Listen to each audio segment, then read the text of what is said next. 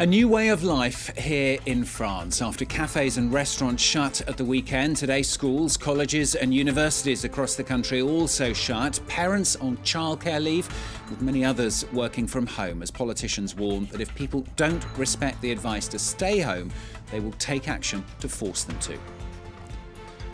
The first round of France's local elections delivering a bloody nose to the ruling party of President Emmanuel Macron. A good night, though, for the Green Party and the National Front, with France's incumbent socialist mayor also doing well. And the US Democratic television debate dominated by the coronavirus issue, with the candidates agreeing on many subjects. Clashes in other areas, though, as the debate was held without an audience. Good to have you with us. I'm Stuart Norval here on France 24. Well, already today, schools, colleges and universities shut for the first time. Thousands of children and young people at home. Many parents also at home to look after them, and businesses across the country assuring home working for as many of their staff as possible. It could, though, will soon go much further. France said to be preparing an order to potentially put people under partial lockdown. Much anger yesterday as people mingled in parks, along riverbanks and in public spaces amid good weather across the country, causing concern that the public has not been heeding warnings. All of our courses have been suspended. We have 3 extra weeks of vacation. What do we do with that time off? We want to use it. Do we have to stay at home? I don't think so. I think this is a time to reflect on what's important in life and everything that has happened. We voted while following all of the recommended precautionary measures, so why can't we go to the park? We're actually disappointed and shocked that Paris's Tuileries and Luxembourg parks are closed today. So the one thing then that people were allowed to do, to leave their homes, even encouraged to do, was to vote. A very mixed picture emerging from the first round of local elections here, with a very poor turnout. But in general, the Green Party and the right-wing National Front did well, whilst the ruling party of President Emmanuel Macron had a pretty bad night. Here in Paris, the incumbent socialist mayor, Anne Hidalgo, taking a commanding lead. Peter O'Brien reports. As polls closed, one clear winner emerged from the first round of France's municipal elections. In Paris, socialist mayor Anne Hidalgo took a commanding lead over conservative rival Rachida Dati, while the candidate of Emmanuel Macron's ruling party, Agnès Buzyn, came a distant third. Hidalgo has already invited the Greens to join her. Running for re-election in Le Havre, Prime Minister Edouard Philippe came in first with 43% of the vote. He now faces the prospect of a tough runoff against Jean-Paul Lecoq, a communist candidate. With a defeat, Philippe could lose legitimacy, forcing him to resign. Other cabinet members have already secured a comfortable win. Gérald Darmanin, the Minister of Public Accounts, and Culture Minister Franck Riester have been elected in the northern city of Tourcoing and Coulommiers, on the outskirts of Paris. Meanwhile, the far-right National Rally has kept control of a number of cities, including the party's stronghold Hénin-Beaumont, and taken several others, notably the southern city of Perpignan. Green candidates also fared well, leading the race in Lyon, Strasbourg and Grenoble. Building upon their success in last year's European Parliament elections, the Greens now hope to become the country's third biggest party.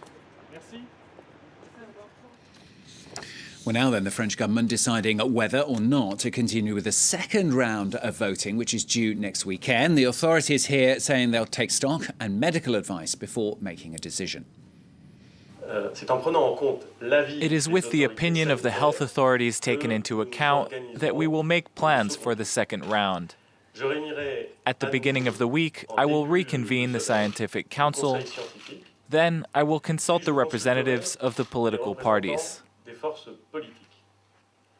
It is with total transparency, taking into account the health recommendations, and, I hope, in a spirit of Republican consensus, that we will take the necessary measures. Italian leaders warning of a bed and artificial respirator shortage as the number of fatalities there hit a new peak of 368 in just one day. Approaching 2,000 people in total have died, but the spirit of the Italian people continues to shine through. Peter O'Brien reports. flickering dimly but still burning with life. A constellation of candles and smartphone LEDs glittered from windows and balconies across Italy on Sunday night as Italians tried to keep each other's spirits up. Earlier in the day, music filled the empty streets. This doorman in Rome even conducted an impromptu concert with his residents as a choir. In Bergamo, in the hardest-hit province of Lombardy, one church celebrated Mass via video. The bishop described just one example of how difficult life under lockdown is becoming. Now, because people are in quarantine, when their loved ones pass away, they don't see them, not even when they are taken to the cemetery. Italy's number of infections continues to rise, and it's experienced more than a quarter of the total global death toll.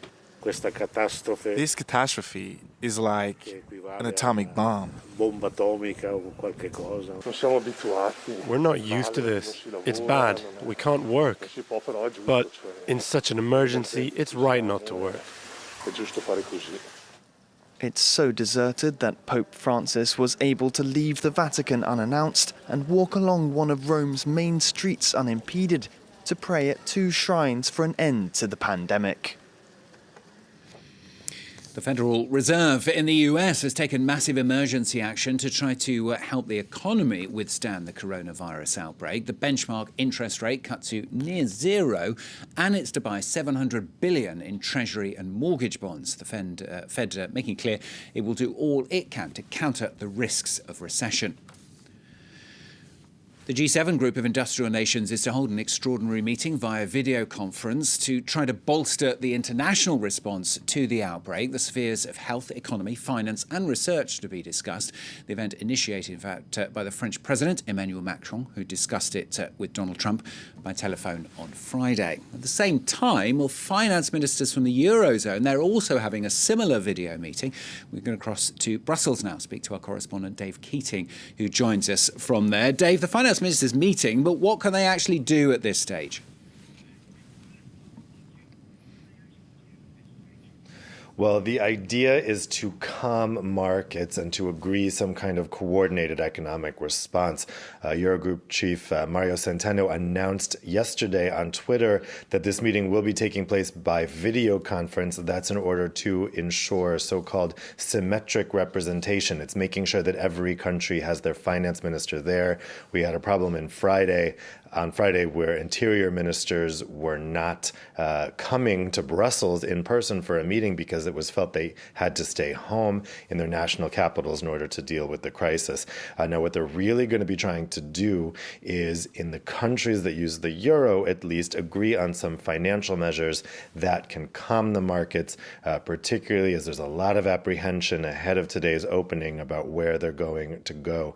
Last week, when the European Central Bank failed to cut interest rates as expected, as the US and UK are doing, we saw just a dive in European markets who were unimpressed by the ECB's measures. So the main task of the Eurogroup today will be to agree some kind of fiscal economic response that can calm the markets and also calm citizens' fears about what the economic impact of this is going to be.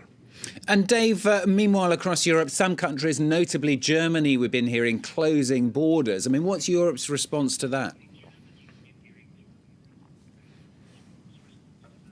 Yeah, I mean, this is ordinarily such a politically sensitive thing, closing internal EU Schengen borders. Countries are allowed to do it temporarily in times of emergency. And last week, the Commission did say that it considers health emergencies to meet that threshold.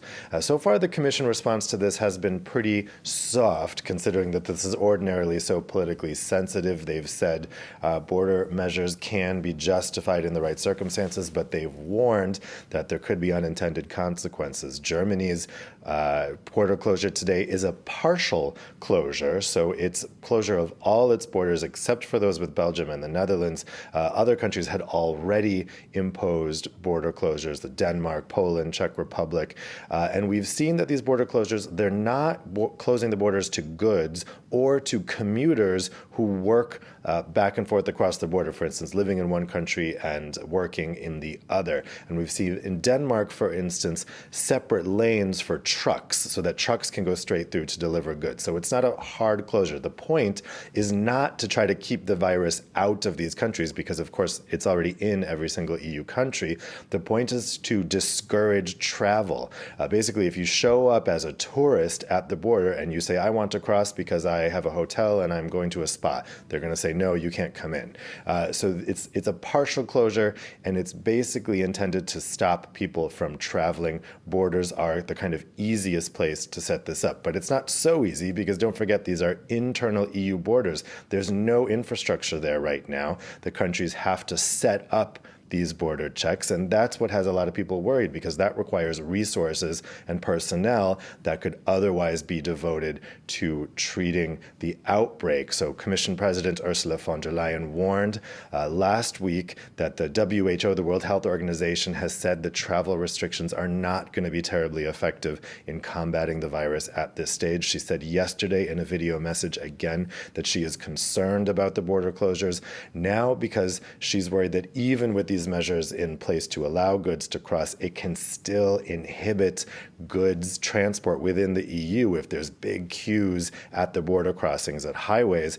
And right now, with stores possibly running low on goods because of the panic buying that's taking place, if you also see an inability for stores to get goods because of these border closures, if you see delays at the border, it could exacerbate the situation. So right now, the Commission is giving its kind of blessing to these border closures, but it's warning of unintended consequences. Dave, thanks very much. Dave Keating speaking just there from Brussels. Now they came together, they bumped elbows, they retreated by several metres, and then they stood there in rather awkward silence. The moment summing up the US Democratic presidential debate between Joe Biden and Bernie Sanders as coronavirus dominated proceedings there. No audience to cheer or boo their comments, leaving the debate as a verbal battering match. James Wilson reports. Joe Biden and Bernie Sanders bumped elbows instead of shaking hands and stayed 2 meters away from each other. The first one-on-one debate between the presidential hopefuls took place with no live audience and was held not in Phoenix, Arizona as planned, but in Washington, D.C., where both panned Trump's handling of the coronavirus crisis.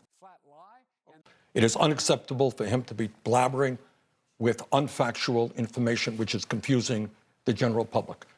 Look, the World Health Organization offered the testing kits that they have available and to give it to us now.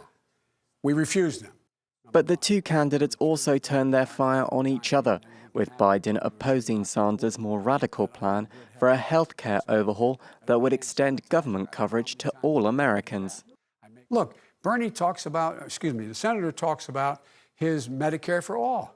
He still hasn't told you how he's going to ever get it passed. The trick is, do we have the guts to take on the healthcare industry, some of which is funding the vice president's campaign? Coronavirus is also expected to have an influence on the race offstage as well. Voters go to the polls in Arizona, Florida, Illinois and Ohio on Tuesday, with Joe Biden expected to cruise to victory. But pundits have raised concerns that turnout could be low because of fears about the virus, particularly in Florida, which has a large elderly population. Israel's main opposition leader, Benny Gantz, has been given the chance today by the country's president to try to form a government. That after Avigdor Lieberman's party and the joint list of Arab parties recommended Gantz. Gantz, though, was summoned by the president last night, along with Prime Minister Benjamin Netanyahu, for an emergency meeting. The president trying to bring the two men together in an attempt to form a unity government amid the coronavirus outbreak. Well, that's all from us for now. You may notice things are a little bit different from normal at this time on France 24. Us too affected by the government's calls for as many people to stay home as possible here in France. We will, of course, continue to bring you all the latest news here on France 24.